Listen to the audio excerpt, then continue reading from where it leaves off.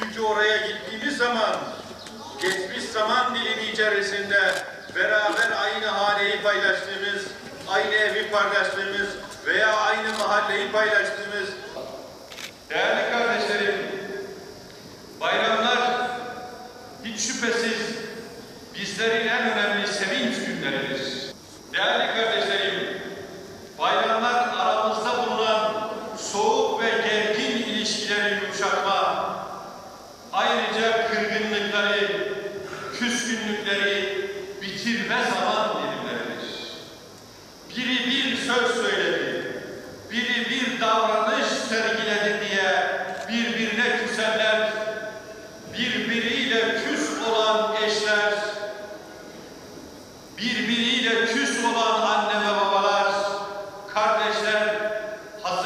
Muhammed Mustafa sallallahu aleyhi ve sellemin dargınlıkları hoş görmediğini, bayramlar o küslükleri elimizin tersiyle geriye doğru ittiğimiz, birbirimizi sardığımız, birbirimize sarıldığımız, gönlümüzü ve kalbimizi birbirine açtığımız günler.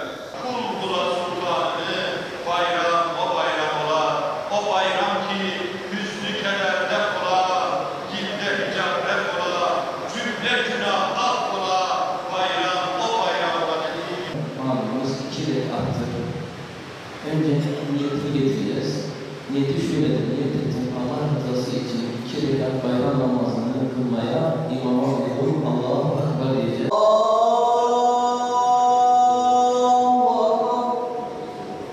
Allahu Ekber.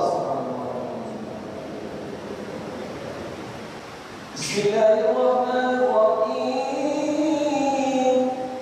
Allahu Ekber. Semi'allahu limen hamidah. Allahu Ekber. Allahu Ekber. Allahu Ekber. Allahu Ekber. Esselamu aleyküm ve rahmetullah. Esselamu aleyküm ve rahmetullah. Allahu